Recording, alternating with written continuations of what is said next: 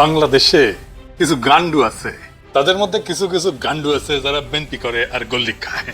এই যে গল্লি, এদের মাথার উপরে চাপিছে ততোধিক গান্ডু। এই গান্ডুগুলা পাবলিকের শান্টিং খায়, চান্দাবাজি আর ধান্দাবাজি করতে যায়, আর সেই রাগ ঝাড়ে আমার উপরে। ভাবতে এমন আমি তাদের ক্ষমতার বাড়া ভাতে ছাই দিছি। শোনেন ভাইজানেরা, ক্ষমতা ছেলের হাতের মোয়া না যে চাইলেই পাওয়া যায়। দিল্লি হনুজ দুরস্ত, আগে যান ক্ষমতা, তারপর কোয়েন যে আসিছি। যে দলের নেতা কর্মীরা চান্দাবাজি কইরা টাকা কামায় আর চান্দাবাজি করতে না পারলে পেটে ভাত জোটে না, তারা আমার পেজে এসে দেন, লজ্জা লাগে না? তারপরে আওয়ামী লীগের সাথে দল বেঁধে এসে দেন। আমি কই নাই যে আপনারা চান্দা তুলে খান, আপনাদের দলের নেতাই কইছে। এই যে শুনেন, শান্টু শান্টু আপনাদের শান্টু মেরে দিছে, শুনেন। কিছু পাবেন না, এই কয়দিনে যা হচ্ছে ছোট ছোট চান্দাবাজি যা হচ্ছে, এটা আমি হইতে দিছি। আমি কেন হইতে দিছি? এই জন্য দিছি যে 17 বছর আমার নেতা করবে কিছু খায় না।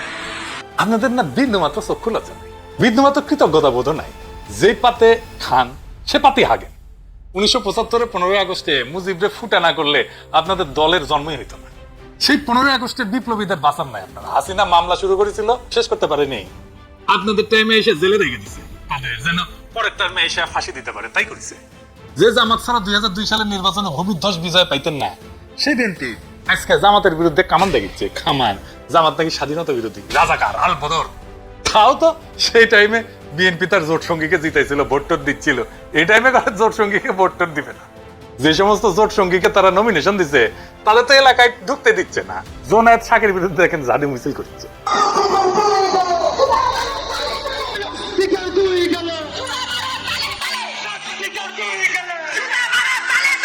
জোনায়েত শাকের নমিনেশন দিবে বিএনপি, তাই মানে তাতেই ওদের পুচ্ছে আগুন ধরে গেছে। নূরে পটুয়াখালীতে নমিনেশন দিয়েছিল বিএনপি, তারপরে নূর গেছে এলাকায় ক্যাম্পেইন করতে। এলাকায় বিএনপি নেতা কর্মীরা ওরে অবরুদ্ধ করে রাখছে।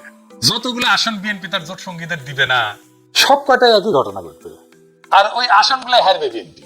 যাই হোক, যেটা নিয়ে আলাপ শুরু করবো কইছিলাম, কি ঘটেছে গত পরশু সেটা নিয়ে কথা বলি। কেন ওয়াকারের চোখে অশনি সংকেত দেখেছি আমি পরশুর ঘটনা, ক্যান্টনমেন্টে যেটা ঘটেছে। ঢাকা ক্যান্টনমেন্ট থেকে 46 ব্রিগেডের 8টা এপিসি মুভ করে জিয়া কলোনি থেকে বাইর হয় 11ই অক্টোবর রাতে 1:30 থেকে 2টার মধ্যে ঘটনাটা ঘটে। 4টা বাইর হয় আর 4টা বাইরে থেকে ভিতরে ঢোকে। এপিসি মানে জানেন তো, আর্মার্ড পার্সোনাল ক্যারিয়ার, যে এটা এইগুলা এক একটা এপিসির সাথে 2টা করে জিপ বোঝাই সৈন্য ছিল। তার মানে একটা সময় 8টা এপিসি আর 16টা জিপ মুভ করেছে সিভিলিয়ান এলাকায় ক্যান্টনমেন্ট থেকে বাইরে হয়ে। শুধু এটা না, একই সাথে এয়ার ডিফেন্স আর্টিলারির সামনে ট্রুপস ডিপ্লয় করা হয়েছিল। জড়ো হয়েছিল ট্রুপস, কি কামে আর্মি জানে। 2 নাম্বার, আর্মি চিফের বাসার সামনে এক্সট্রা ট্রুপ ডিপ্লয় করা হয়েছিল, স্বাভাবিকের চাইতে বেশি। কেন আর্মি জানে। 3 নাম্বার, ক্যান্টনমেন্টের রাস্তায় যে ব্যারিকেড থাকে না, দেখেছেন তো যাওয়ার সময় ব্যারিকেড থাকে, ও ব্যারিকেড গুলো সরাই ফেলা হয়েছিল। ব্যারিকেড সরানোর মানে হইতেছে যেন দ্রুত ট্রুপস এবং যানবাহন মুভ করতে পারে। এটা ছাড়া তার কোনো কারণ নাই। আমি এটা যেভাবেই হোক খুব অথেন্টিক সোর্স থেকে জানিছি, এটা লাইভ করি এবং আমি আশঙ্কা করি যে এটা একটা কু অ্যাটেম্প হইতে পারে। কেন এটা কু অ্যাটেম্প হইতে পারে? এটা 111 যে হইতে পারে, এটা তো বিএনপির মির্জা ফখরুল বউ আনছে। এই যে দেখেন পত্রিকাত বাড়িছে, এইটা সাহেব শুনে দেন নিজের মুখে কি কইছে। আমি সব কথা সব জায়গায় খুলে বলা যায় না, কিন্তু আমি আশঙ্কা করি যে আমরা যদি ঐক্যবদ্ধ না থাকি, আমরা যদি সতর্ক না থাকি, তাহলে কিন্তু 11 মতো ঘটনা ঘটা এখানে অস্বাভাবিক কিছু নয়। 111 তো কুই ছিল নাকি? নিজের দলের নেতা 111 এর কথা কয় আর আর্মি কুয়ের সম্ভাবনার কথা কইলে বিএনপির লোকেরা হাসাহাসি করে। মানে কই যায়। তা আমি এটা নিয়ে একটা লাইভ করি, কই যে এটা কুয়ের একটা প্রচেষ্টা হতে পারে। আর রাস্তায় নামে আসতে বলি ছাত্রদেরকে, যদি রাস্তায় এপিসি নামায়। ড্রাইভার কিছুক্ষণের মধ্যে আমরা জানানো হয় যে সোর্সেই হোক যে এটা একটা রুটিন এক্সারসাইজ, এবং আমি সাথে সাথে ব্যাখ্যা করে পোস্ট দিচ্ছি এই যে এটা। তারপরে তো শুরু হইলো ট্রল, এক একজন এক এক কথা কয়। ইন্টারেস্টিং হইতেছে, যেমন কেউ কেউ কইতেছে আমারটাকে লোক আসে নাই, যদিও আমি ব্যাখ্যা করে দিছি যে এটা আর্মি থেকে জানানো হয়েছে যে এটা রুটিন, এটা এক্সারসাইজ, রোটেশন হইতেছে। তো কয় যে আমারটাকে লোক আসে নাই, তো ভালো কথা। আবার একই লোক আমারে কয় যে আমি মব স্টার, আমার কথায় যদি লোক না আসে তাহলে আমি মব কেমনে তৈরি করি, আর আমি যদি মবই তৈরি করি তাহলে আমারটাকে লোক আসবে না, এটা কেমনে হয়?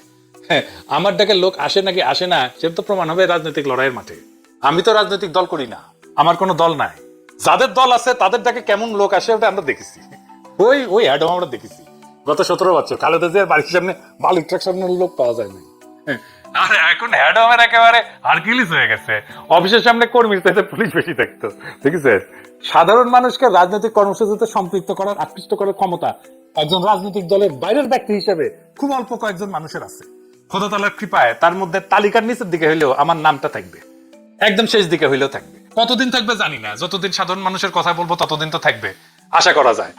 আর ওই শক্তি যখন মাঠে দেখাবো তখন ওই ঠাপের ব্যথা এক সপ্তাহ যাবে না কলে, কয়ে দিচ্ছি সব জাউরা গুলোকে। যাই হোক, এখন আসেন দেখি কু করতে কত সেনা লাগে। মুজিবরা ফুটা করতে সাকুল্যে 300 সোলজার গেছিল, জিয়াকে হত্যা করতে গেছিল মাত্র 40 জনের একটা দল। একটা কু করতে বেশি লোক লাগে না রে বেকুবের বাচ্চা। বাংলাদেশ ঘর পড়া গরু, তা আমরা সিঁদুরে মেঘ দেখলে ভয় পাবো। 8টা এপিসি আর 16 জীব সৈনিক যে কোনো দুর্ঘটনা ঘটানোর জন্য যথেষ্ট। নিজেদের একটা নৌবহর শান্তির সময় এক জায়গা থেকে অন্য জায়গায় গেলে শত্রু দেশকে ইনফর্ম করে সেনাবাহিনী, সিভিল প্রশাসনকে না জানায় গভীর রাতে এপিসির মুভমেন্ট, এটা কোনোভাবেই গ্রহণযোগ্য না। সোজা কথা, ফুল স্টপ। আমার আশঙ্কা যে এটা ওয়াকার একটা পরীক্ষা করেছে যে আমরা কেমন রিয়াক্ট করি। গান্ডুদের আফসোস যে এটা কেন পিনাকে আগে জানলো, তারা কেন জানলো না আগে? আগে জানবো কেমনে রে বেকুবের বাচ্চা? তোরা তো নিজের দলের নেতাকেই রক্ষা করতে পারিস, তোরা তো ঘুমেছিল যখন জিয়াউর রহমানকে খুন করে, হত্যা করে। চট্টগ্রাম ক্যান্টনমেন্ট থেকে ওই চট্টগ্রাম সার্কিট হাউস, এটা 10-11 মাইল না 12 মাইলের মতো না? এই 12 মাইল আসলো একটা গ্রুপ সন্দেহজনক ইয়েতে, কেউ খেয়াল করলো না। এই তো হইতেছে ইন্টেলিজেন্স। তো ঘুমেছিল কে তোরা? যত জায়গায় থাকলে কোভার পারলুনি যে আমরা যাচ্ছি বাঁচানোর জন্য, যাচ্ছি আমাদের প্রেসিডেন্টকে? পারিস নাই তো। সজাগ থাকলে তো করবো, তো ঘুমাস তো, নাক ডেকে ঘুমাস না, ঘুমানোর সময় আবার নাকও ডাকে তোকে। এদিকে সাহেব নাক ডাকার এনে সাউন্ড ট্যাঙ্কার নাক ডাকে বিএনপির লোকগুলো, সেটা দেখি। কেউ কইতেছে আমি আরো কেন কনফার্ম হইলাম না, আর আমার কাছে তো রিয়েল টাইম তথ্য আছে সিভিল প্রশাসনের শীর্ষ পর্যায় থেকে। 46 ব্রিগেডের ব্রিগেড কমান্ডার মফিজুলের ফোনে 1000টা ফোন করা হয়েছে নানা মানুষকে দিয়ে, আর মফিজ মিয়া ফোন ধরে না। তো আপনার কি মনে হয় যে সে ঘুমাইতেছিল? মোটেই না, ইচ্ছা করে ফোন ধরে না। এই সময় কি করা যায়, কি করা উচিত? চুপ করে বসে থাকা, কনফার্ম করা, আর কি করে ফেলবো? এই প্রসঙ্গে কর্নেল মুস্তাফিজের বক্তব্য শুনি কি করছে। কিনাকি তাকে দেখছেন না লাইভ করতে যে মুভমেন্ট হয়েছে। হ্যাঁ, this is a movement, এটা প্ল্যান করে এখন নিয়ে আসা হয়েছে। আসা হয়েছে কাদেরকে থামানোর জন্য? যে ছেলেগুলো রাস্তায় নামছিল বলার জন্য যে এই যারা অঙ্কুরের সাথে জড়িত তাদেরকে পুলিশের কাছে হ্যান্ড ওভার করে দিতে হবে, তাদেরকে যেন জেনারেল ওয়াকার বাঁচাইতে না পারে। এটা কভার করার জন্য একটা চিকন বুদ্ধি করছে। মানে আমি এটা কেমনে জানলাম? আমি তো সবসময় এটা নিয়ে অনেকে ফান করে, যারা ওয়াকারের পালিত কিছু কুকুর আছে, কিছু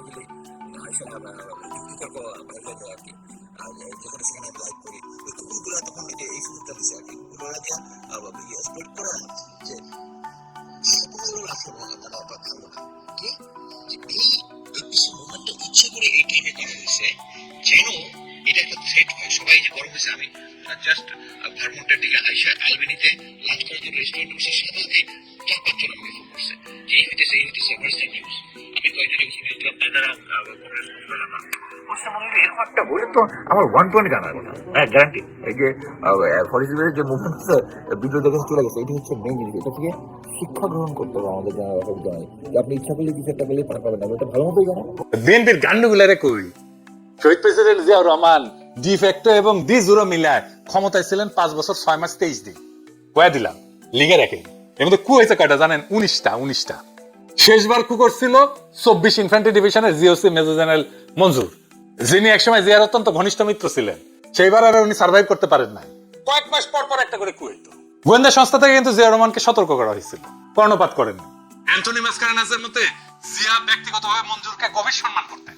চট্টগ্রাম ক্যান্টনমেন্টের সৈনিকদের অস্বাভাবিক মুভমেন্টের কথা জিয়াকে জানানো হয়েছিল, কিন্তু উনি গুরুত্ব দেন নাই। সম্ভবত আগের কুগুলো কাউন্টার করতে পেরে কনফিডেন্স বেড়ে গেছিল ওনার। পরের ইতিহাস তো আমাদের জানা। এরশাদের সময়ও কমপক্ষে 7টা কু হয়। রওনক জাহানের এই বই বাংলাদেশ প্রমিস এন্ড পারফরমেন্স, এইটাতে 7টা কুয়ের কথা বলা আছে। 11তে তো আবার কু হয়। বিএনপি সরকারের ইয়াজউদ্দিনের ক্ষমতা কেড়ে নেওয়া হয়, সে তত্ত্বাবধায়ক সরকারের প্রধান ছিল। যেই দলের প্রতিষ্ঠাতা প্রধান আর্মি চিফ হয়ে জীবন হারাইলেন, নিজেদের অসংখ্য কর্মী 15 বছর জীবন দিলেন, তারা কুনিয়া সতর্কনা থেকে গুজব বইলা উড়াই দিয়া খুব রাজনৈতিক প্রজ্ঞা দেখাইতেছে, যেন বা তাদের কোনোদিন কিছু হয় নাই। বিএনপি কুয়ের ফলে শুধু প্রতিষ্ঠাতার জীবনই হারায় নাই, 2-3 বার ক্ষমতা হারাইছে। প্রেসিডেন্ট সত্তার নির্বাচিত সরকার ছিল, তারে কু করে কে হটাইছে? এরশাদ হটাইছে।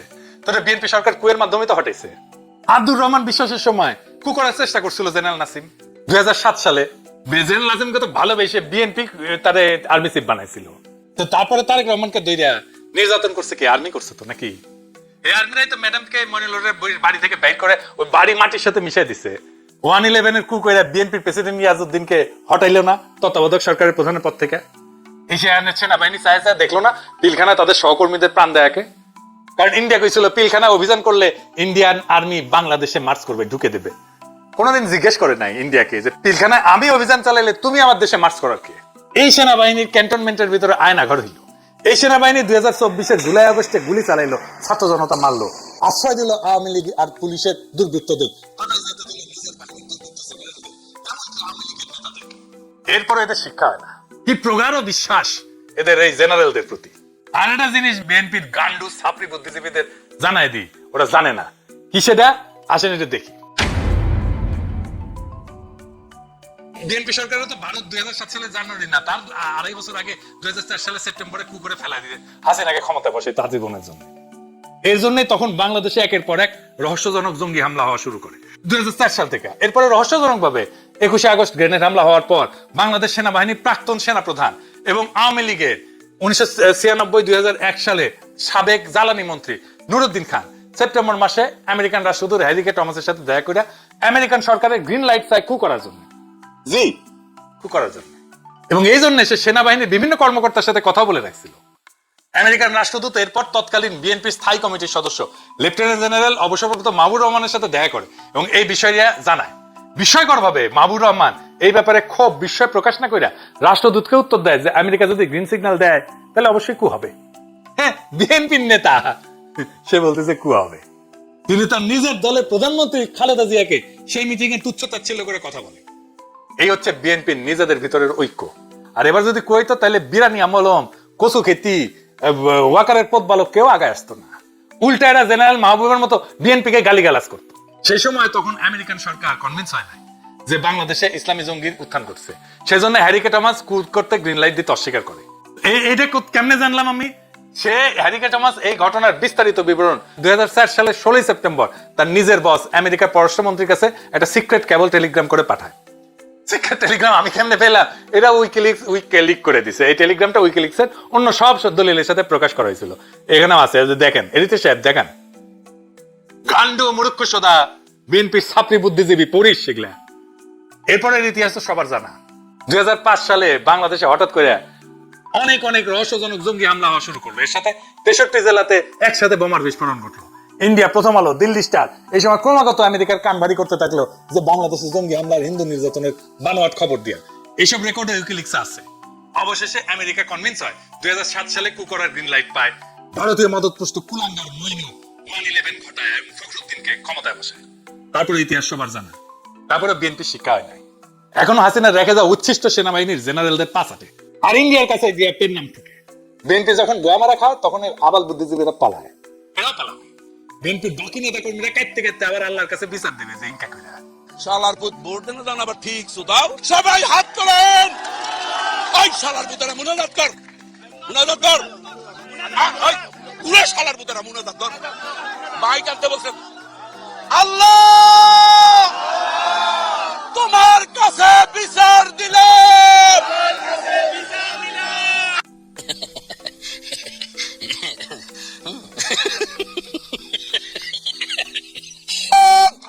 আল্লাহর কাছে বিচার রইল। ও ভাই স্লোগান দেন না, এবং স্লোগান দিবেন এরকম, এবং এইরকম বিচার আল্লাহ সহ্য করবে না। যার হয় তুমি ঠিক দাও কেন?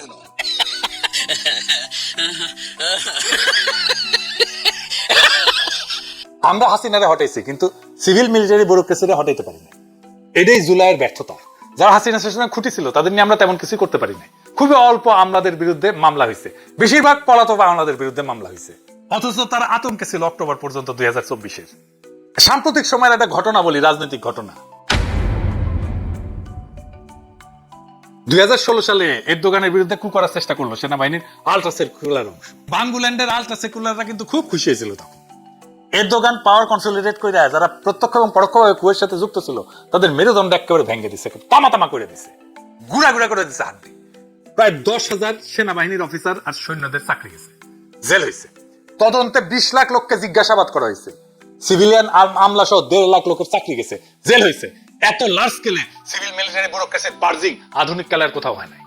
বাংলাদেশে এই একই কাজ করার দরকার ছিল। বাংলাদেশের মানুষের বিরুদ্ধে অপরাধ করার জন্য বাংলাদেশের সিভিল আর মিলিটারি ব্যুরোক্রেসির এভাবেই সাইজ করতে হইতো। খোদা তাআলা যদি তৌফিক দেন এই কাজ করবো, দরকার হলে এর দোকান যে প্রসিকিউটররা দিয়ে এইভাবে সাইজ করেছিল তারে হায়ার করে নিয়ে আসবো বাংলাদেশে ইনশাল্লাহ। আমরা জানি 3 দিন আগে আইসিটি ওয়ারেন্ট ইস্যু করার পরে আর্মির টপ ব্রাস ক্ষুব্ধ এবং সম্ভবত শঙ্কিত। এই অবস্থায় আর্মির এত বড় একটা ট্রুপ মুভমেন্টের উপরে আমাদের নজর রাখতে হবে দেশের স্বার্থে। এই মুভমেন্টে কোনো মিলিটারি কুচ চেষ্টা প্রস্তুতি হোক বা না হোক, সিভিল অ্যাডমিনিস্ট্রেশনকে এই মুভমেন্টের আগাম খবর না দেওয়াটা নিয়মের ব্যতিক্রম। এই মুভমেন্ট অত্যন্ত অস্বাভাবিক। যদি হঠাৎ দেখি যে একটা মিলিটারি কুচ শুরু হইতে চলতেছে, আমরা আমাদের সাধ্যমতো সেই কুকে ঠেকানোর চেষ্টা করবো দেশের সাধারণ মানুষের সম্মিলিত শক্তি দিয়ে। পারি না পারি অন্য কথা, বড়সড় কিছু ঘটার আগেই প্রিএমটিভ মেজার হিসেবে যা যা পদক্ষেপ নেওয়ার তা নিব। আপনারা এইটা বুঝে দেখেন কিভাবে আওয়ামী লীগ, বাকশালী আর বিএনপি আর কচু খেতি ওয়াকারের পথ ভালো একই সাথে আমার পিছে লাগে, একই সাথে। তার মানে এদের একটা ঐক্য আছে। ইন্ডিয়া, বাকশালী, আওয়ামী লীগ, ওয়াকারের পথ ভালো, এরা সব এক গোয়ালের গরু। আমাদের ছাত্র জনতা জুলাই বিপ্লব করে হাসিনার ফ্যাসিস্ট শাসনের পতন ঘটাইছে। মনে রাখবেন, আমাদের ক্ষমতা আছে কুব্যর্থ করার। আমরা নিশ্চিত আমরা যারা সবাই জুলাই বিপ্লবকে অন করি, আমাদের দায়িত্ব হবে যদি আদৌ তেমন কোনো ষড়যন্ত্র হয়ে থাকে এবং ভবিষ্যতে কখনো কুয়ের পরিকল্পনা হয়ে থাকে, তার বিরুদ্ধে সর্বশক্তি দিয়া রুখে দাঁড়ায় সেটাকে ব্যর্থ করে দেওয়া। এই কু ব্যর্থ করার লড়াইও হবে আমাদের বিপ্লবের অংশ। এই বিপ্লবকে রক্ষা করার দায়িত্ব আমাদের সবার। ইনকিলাব জিন্দাবাদ। জাতীয় নির্বাচন পিছিয়ে যেতে পারে, হ্যাঁ, এমনটাই আশঙ্কা করছেন মির্জা ফখরুল ইসলাম আলমগীর, এমনটাই আশঙ্কা করছে বিএনপি। আমরা দেখতে পাচ্ছি যে বিএনপির রাজনীতি দ্রুত নতুন মোড় নিচ্ছে। এই পরিস্থিতিটা বিশেষ করে তৈরি হয়েছে সেনা প্রধানকে কেন্দ্র করে, যে রাজনীতি সেনাবাহিনীর সাথে বাংলাদেশে তার কোনো সমস্যা নেই। সেনাবাহিনীর অফিসাররা শুরু থেকেই গুম খুনে জড়িত অফিসারদের বিচারের পক্ষে ছিল। এবং এই যে সেফ এক্সিট এবং সেনাবাহিনী কি করেছে আপনারা দেখেছেন না? 5 আগস্ট হাসিনা পালানোর পর হাসিনার ছবি নামিয়ে বুটের নিচে পিষ্ট করেছে, মুজিবের ছবি নামিয়ে বুটের নিচে পিষ্ট করেছে। অর্থাৎ সেনাবাহিনী আগে থেকেই ঠিক আছে।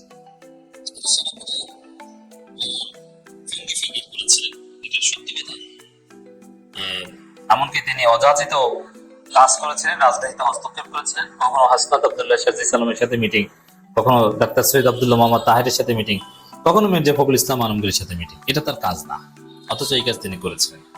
আবার নির্বাচন কবে হবে এটা নিয়ে বলার কোনো অধিকারই তার নাই, অথচ তিনি বলেন যে 18 মাসের মধ্যে নির্বাচন। এবং সে 18 মাসেই কিন্তু শেষ পর্যন্ত সে 18 মাসের মধ্যেই নির্বাচন হচ্ছে, প্রায় হয়তো বা একটু পরে হয়েছে। ডিসেম্বর ছিল 18 মাস, ওখানে ফেব্রুয়ারি, ওই তো সেনাপ্রধানের কথাই তো হলো শেষ পর্যন্ত। এর মানে রাজনীতি নিয়ন্ত্রণ করতে চাচ্ছেন, এতদিন চেষ্টা করেছেন। আইসিটিতে সেনা কর্মকর্তাদের বিচার ঠেকাতে চেয়েছেন, অনেক কিছুই করতে চেয়েছেন, কিন্তু সেনাপ্রধানের দম্ভ চূর্ণ বিচূর্ণ হয়ে গেছে। এখন আর তিনি রাজনীতিতে অযাচিত হস্তক্ষেপ করতে পারবেন না, এখন আর তিনি সেই ধমকও দিতে পারবেন না। একবার মনে আছে সেনাপ্রধান ধমক দিয়েছিলেন রাও ক্লাবের একটা প্রোগ্রামে আঙুল লুচিয়ে, আমি সতর্ক করে দিচ্ছি। আবার প্রধান উপদেষ্টাকে মাননীয় প্রধান উপদেষ্টা বলেন না, বলেন যে ইউনূস, ডক্টর ইউনূস, অথচ তাকে বলা উচিত মাননীয় প্রধান উপদেষ্টা প্রফেসর ডক্টর মোহাম্মদ ইউনূস। অথচ শেখ হাসিনাকে এই ওয়াকার মাননীয় প্রধানমন্ত্রী বলতে বলতে মুখে ফেনা তুলত। আবার এই ইউনূসকে প্রধান উপদেষ্টা হিসেবে মানতেই চায়নি। অ্যাকর্ডিং টু আসিফ মাহমুদ, বুকে পাথর চাপা দিয়ে ইউনূসকে প্রধান উপদেষ্টা হিসেবে মেনে নিয়েছে এই ওয়াকারুজ্জামান। তো দর্শক, সেই জায়গায় সেই ওয়াকারের প্ল্যান, পরিকল্পনা, রাজনৈতিক যে উচ্চাভিলাষ, রাজনীতিতে হস্তক্ষেপ, ধমক দেয়া, এসব দম্ভ তো চূর্ণ বিচ্ছিন্ন হয়ে গেছে। এখন তিনি নির্বাচনে বা তার পছন্দের মতো সময় নির্বাচনে আর ইন্টারেস্টেড হওয়ার কথা নয়। তো এই জায়গাটাই মূলত প্যারাডাইম শিফট হচ্ছে। এখন নির্বাচনে অনিশ্চয়তা দেখছে বিএনপি। সেনাপ্রধান এখন 18 মাসের মধ্যে নির্বাচন চাইবেন না, তিনি কিছুই চাইবেন না। তিনি বাবা আমার চাকরিটা কোন রকম বাঁচুক আর আমি যেন জেলে না যাই, এর বাইরে সেনাপ্রধানের এখন কোনো চাওয়া নেই। সেনাপ্রধান যেহেতু ভারতের প্রেসক্রিপশন অনুযায়ী দ্রুত নির্বাচন চায় না, এই জন্য মির্জা ফখরুল এখন ভয় পাচ্ছেন। যেন মির্জা ফখরুলের বক্তব্য, নির্বাচন বিলম্বিত করতেই নানান আন্দোলন। এর মানে নির্বাচন বিলম্বিত করতে, এই কথাটা বিএনপি নেতারা প্রতিনিয়ত বলছে যে নির্বাচন পেছানোর ষড়যন্ত্র চলছে। নির্বাচন যদি পেছানো হয় তাহলে এই সেই শামসুজ্জামান দুদু বলছেন, মির্জা ফখরুল ইসলাম আলমগীর বলছেন, অন্যান্য নেতারা বলছেন নির্বাচন পেছানোর ষড়যন্ত্র, নির্বাচন পেছানোর ষড়যন্ত্র। এখন ভারত সেনাপ্রধান তারা তো আসলে নাই, ভারত আউট, ওয়াকারও আউট, ওয়াকার কার্যত আউট। ওয়াকার, আমি আবারও বলছি, রাজনীতিতে হস্তক্ষেপ করার যোগ্যতা হারিয়েছে। ওয়াকার এখন ইয়ানফসি করছে তার পদ বাঁচানো এবং তাকে নিজেকে যেন জেলে যেতে না হয়, এর বাইরে ওয়াকার এখনো রাজনীতি নেই। তো দর্শক, এই জায়গায় নির্বাচন পেছানো হতে পারে বলে মনে করছে বিএনপি। আর জামাতও এই ধরনের কথাবার্তা বলছে, যেমন জামাত ইসলামের এটিএম আজহারুল ইসলামের একটা বক্তব্য শুনলাম, তিনি বলছেন যে নির্বাচন পেছানোর ষড়যন্ত্র হচ্ছে। তাহলে দর্শক, যেহেতু জুলাই সনদ বিষয়েও কোনো ঐকমত্য হয়নি, কিভাবে বাস্তবায়ন হবে গণভোট, এটা একটা পদ্ধতি, কিন্তু তার আগে কনস্টিটিউশনাল অর্ডার না অর্ডিন্যান্স না প্রেসিডেন্সিয়াল প্রোক্লেমেশন কি, এটা বিষয়ে কিন্তু কোনো গণভোট ঐকমত্য হয়নি। তাহলে এটা ঠিক করবে ইউনূস সরকার। তাই ইউনূস সরকারকে যেহেতু ঠিক করতে হচ্ছে, ওদিকে ওয়াকার যেহেতু এখন জয় বাংলা, প্রায় ভারতও জয় বাংলা, ভারতের প্রভাব শেষ। এই ভারতের প্রভাবটা তো ছিল মূলত ডিজিএফআই এর মাধ্যমে, ডিজিএফআই এর সাথে ভারতের যোগাযোগ ছিল, এখন ডিজিএফআই তো দৌড়ের উপর। আর ভারতের যে মিডিয়াগুলো তাদের কান্নাকাটি, ভারতের মিডিয়া বলতে বাংলাদেশের প্রিন্ট মিডিয়াগুলো বেশিরভাগই ভারতের দালাল, তাদের অবস্থাও খারাপ, তারাও ইয়ানফসি করছে। তো এই জায়গায় আবার ইউনূস পে স্কেল আর একটা ইমপ্লিমেন্ট করার কথা ভাবছেন। সরকারি কর্মকর্তা কর্মচারীদের খুশি রেখে ইউনূস তার ক্ষমতা প্রলম্বিত করতে পারেন, যথেষ্ট সম্ভাবনা রয়েছে। আবার জামাত ইসলামের যে পিআর পদ্ধতির আন্দোলন, এমনকি জুলাই সনদ বাস্তবায়ন, জাতীয় পার্টি সহ 14 দল নিষিদ্ধ, আওয়ামী লীগের দোষরদের বিরুদ্ধে ব্যবস্থা নেওয়া, লেভেল প্লেইং ফিল্ড, এগুলো তো আসলে এখন পর্যন্ত অর্জন হচ্ছে না। তো ঘুরে ফিরে আগে স্থানীয় সরকার নির্বাচনের দিকে দেশ যায় কিনা বলা যায় না। ফেব্রুয়ারিতে নির্বাচন একটা হবে, জাতীয় নির্বাচন না হলে স্থানীয় সরকার নির্বাচন হবে, এতে কোনো সন্দেহ নেই। হ্যাঁ, আমরা সত্যিকার অর্থেই প্রথমে ফেব্রুয়ারিতে নির্বাচনের বিরোধিতা করেছিলাম, কিন্তু জুলাই সনদ বাস্তবায়ন করা গেলে ফেব্রুয়ারিতে নির্বাচন হোক, আপত্তি নেই, কন্ডিশনাল। জামাতের যে 5 দফা দাবি, এটা আদায় হলে ফেব্রুয়ারিতে নির্বাচন কেন, ডিসেম্বরও নির্বাচন হোক, আপত্তি নেই, কিন্তু জুলাই সনদ বাস্তবায়ন হতে হবে। এখন আমরা বা জুলাই পক্ষের শক্তি ফেব্রুয়ারিতে নির্বাচন চাইলেও বিএনপি আসলে ফেব্রুয়ারিতে নির্বাচন চায় না, নির্বাচনে তাদের অনীহা। বিএনপি নির্বাচনে আগ্রহ হারিয়ে ফেলছে, তাদের ইচ্ছা কমে গেছে। এমনকি এনসিপি কে নিয়েও জটিলতা তৈরি হচ্ছে। এনসিপির যে শাপলা প্রতীক, এই শাপলা প্রতীক তো এখন শাপলা প্রতীক নিয়ে বিতর্ক, এটা সাংবিধানিক সংকটের রূপ নিতে পারে। যেমন এনসিপি বলছে শাপলা ছাড়া নিবন্ধন নিবই না, নিবন্ধন দরকার নাই, স্বতন্ত্র নির্বাচন করব। আর সর্বশেষ বক্তব্য সিইসির, এনসিপির চাওয়া প্রতীক আমাদের নির্ধারিত তালিকায় নেই, এটা দেওয়া যাবে না। এই প্রশ্নেই তো আপনার নির্বাচন হবে না, এই প্রশ্ন সমাধান হয় কোনো নির্বাচনই হতে পারবে না। যেমন আমি বলি যে এনসিপি একটা সিটও পাবে না, কিন্তু তারপরে এনসিপি কে বাদ দিয়ে কোনো নির্বাচন হবে না। এনসিপি কে ম্যানেজ না করে আপনি কোনো নির্বাচনে যেতে পারবেন না, এটা রিয়ালিটি। কারণ ওদের হাত ধরেই বাংলাদেশ দ্বিতীয়বার 5 আগস্ট স্বাধীন হয়েছে। তো এই জায়গায় একদিকে নির্বাচন বিলম্বিত হচ্ছে বলে মনে বা হতে পারে, বা চেষ্টা চলছে, ষড়যন্ত্র চলছে, এটা দেখছেন মির্জা ফখরুল। আবার এনসিপির প্রতীক নিয়ে এক ধরনের সাংবিধানিক সংকট। তো সব মিলিয়ে দর্শক, অবস্থা আসলে বেশি একটা ভালো না। আবার সেনাপ্রধান কার্যত জয় বাংলা, সেখানে সব মিলিয়ে বিএনপির কিছু নেতা সরাসরি খুনি শেখ হাসিনার সাথে দেখা করত এবং দেখা করে সরাসরি তার হাত থেকে টাকা নিত। অনেক ক্ষেত্রে টাকার পরিমাণ বেশি হলে আর্মি অফিসাররা সেই টাকা বিএনপির নেতাদের বাসায় পৌঁছে দিত। বিএনপির নেতাদের পরিস্থিতি এই লেভেলে ছিল। কথা হলো তারা কারা, এই কথাটি জানলাম কোথা থেকে। ডিফেন্সেরই একজন নারী কর্মকর্তা সম্প্রতি এই কথাটি ফাঁস করেছেন ডক্টর কনক সারোয়ারের শোতে। এখন বিএনপিকে পরিষ্কার করতে হবে তারা কি সেই সকল লোকদেরকে রাখবে কিনা দলে, তার আগে পরিষ্কার করতে হবে তারা কারা। এরপরে গিয়ে প্রশ্ন থাকে, সেই বেঈমান নেতাদের কথা বিএনপি কি পাবলিকলি জানাবে নাকি জানাবে না। ফ্যাক্ট হলো বিএনপি নিজেই জানার আগে পাবলিক জেনে গেছে তারা কারা। এমনিতেই আমরা জানি বিএনপি শেখ হাসিনার সাথে আঁতাত করেছে। এই আঁতাতের 1 নম্বর বিনিময় ছিল কারোর সম্পদ রক্ষা হবে আর শেখ হাসিনা জেলে থাকবে, খালেদা জিয়া জেলে মারা যাবে। দ্বিতীয়ত বিনিময় ছিল বিএনপির নির্বাহী কমিটিগুলোতে শেখ হাসিনার পছন্দের লোকদেরকে নিয়োগ দিতে হবে, বিনিময়ে ওই নেতার ব্যবসা বাণিজ্য সেফ থাকবে। তৃতীয়ত শেখ হাসিনার ডিমান্ড ছিল আন্দোলন করতে দেয়া হবে, তবে সেটা 3 দিনের বিষয় নয়। আর বিএনপির চাওয়া ছিল গুটি কয়েক নেতার পরিবারের উপরে কোনো হামলা করা যাবে না। 4 নম্বর শেখ হাসিনার দাবি ছিল কোনোভাবেই শেখ হাসিনার দুর্নীতি নিয়ে কথা বলা যাবে না। আর বিএনপির এর বিনিময়ে পেত তারা বিদেশ ভ্রমণ, নিরাপদ চিকিৎসা এবং গ্রেপ্তার না হওয়ার নিশ্চয়তা। এভাবেই খুনি হাসিনা তথা ফ্যাসিবাদের সাথে বিএনপির লোকেরা আঁতাত করেছে। আপনি একটা জিনিস খেয়াল করলে দেখবেন যে ভয়ঙ্কর অত্যাচার নেমে এসেছিল জিয়া পরিবারের উপরে। আপনি বুঝেন একজনকে মেরেই ফেলেছে, আরাফাত রহমান কোকোকে মেরেই ফেলেছে তারা। এখন তো একটা সমস্যা দাঁড়িয়েছে এমনভাবে যে আপনি জিয়া পরিবারের প্রতি যদি খুব দরদ দেখান, যেসব বিএনপির নেতারা জিয়া পরিবারের প্রতি ভালোবাসাটা বেশি, শাহের আলমরা এদেরকে জামায়াতপন্থী বা গুপ্ত জামাত, সুপ্ত জামায়াত বলে অপপ্রচার করে এদেরকে দূরে সরিয়ে দেয়। বিএনপির পূর্ণ নিয়ন্ত্রণ শাহেদ আলম, মির্জা ফখরুলরা নিতে চায়। একটা সিন্ডিকেট আছে, ভারতপন্থী সিন্ডিকেট। এরা দেখবেন কোনোদিন এই যে তারেক রহমানকে নিয়ে প্রথম আলো 884টা নিউজ করছে বিএনপি বিরোধী, একটারও প্রতিবাদ করে নাই মির্জা ফখরুল।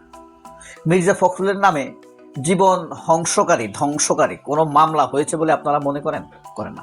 আচ্ছা, এই কথাগুলোর আগে আপনাদেরকে শুনাই ওই ক্যাপ্টেন আসলে কি বলছে, আসুন সেটা শুনি। মিডিয়ার কমিশনে বলিনি, বাট এই ইনফরমেশনটা আমি যেহেতু পেয়েছি আমি বললাম। এবং উনি যেহেতু এসএসএফে ছিলেন এবং দীর্ঘদিন শেখ হাসিনার অনেক কাছাকাছি ছিলেন, তার কাছ থেকে আমি আরো কিছু অদ্ভুত কথাই শুনেছি। যেমন বিএনপির কিছু উচ্চ পর্যায়ের কিছু লিডার যাদেরকে আমরা এখন দেখি, তারা কিন্তু রেগুলার যাতায়াত করতেন হাসিনার সাথে, তাদের ভালোই সখ্যতা ছিল। এবং তিনি এমনটাও শুনেছেন যে মানে ওই লিডারের নাম করে বলছেন যে ওকে বলো, ওকে সামল দিতে বলো, ও কেন করছে না। এই জিনিসটা আমাকে খুব ধাক্কা দিয়েছে। এবং এই মানে আমি একদম ওনাকে প্রশ্ন করলাম যে এটার সাথে কি মানে আমাদের খালেদা জিয়া বা তারেক জিয়া ওনারা জড়িত? বলছে না, জিয়া পরিবারের কেউ না, কিন্তু আপার বিএনপির আপার এশালনের ভিতরে কয়েকজন ছিলেন যারা ওনাদের পেরোলে ছিলেন, হাসিনা পেরোলে ছিলেন। বিভিন্ন সময় হাসিনা তাদেরকে বিশ্বের কাছে তো দেখাতে হবে যে উনি একটা গণতান্ত্রিক দল। ওনারা দেখবেন শাহবাজ কিন্তু পরিষ্কার ভাবে বলেছে যে শুধু টাকা নিয়েছে তা না, সরাসরি হাসিনার পেরোলে ছিল।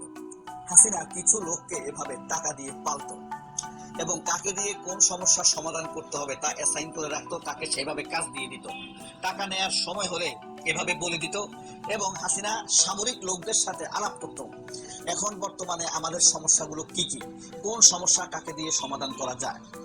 যেমন ধরেন শিবিরের 2 জনকে মেরে ফেলছে, এখন শেখ হাসিনা এটাকে জঙ্গি বলে প্রচারণা চালাচ্ছে।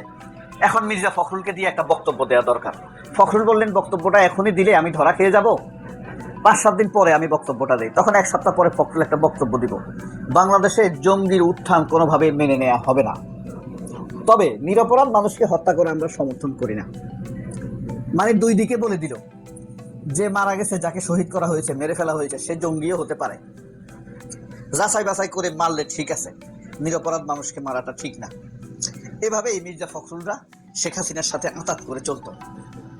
মির্জা আব্বাস যখন দেখতো শেখ হাসিনা কয়েকশো কোটি টাকা লুটপাট করেছে, এটা রিপোর্টে চলে এসেছে, তখন দরকার হতো মির্জা আব্বাসকে। হ্যাঁ, যখন সংসদীয় দুর্নীতি হতো তখন দরকার হতো রুমিন ফারহানাকে। এভাবেই তারা যার যার কাজে তাকে ব্যবহার করত, কারণ কে কোন পদে বসবে এটা ফখরুলের দিয়ে অ্যাসাইন করাতো মির্জা ফখরুল। এই কারণে বিএনপি এখন যারা চালায় তাদের মধ্যে তারা সব হলো ডিজিএফআই অ্যাসাইন করালো, আর মির্জা ফখরুল তো ভারতের অ্যাসাইন করালো। এই বাইনচোদদের আমরা কোনোদিন কখনো পশ্চিমকালেও বিশ্বাস করি না। ওরা যদি ক্ষমতায়ও আসে, আবারও যদি এদেশের মানুষকে মারে, আবারও যদি জঙ্গি তৎপরতা সাজায়, প্রথম আলো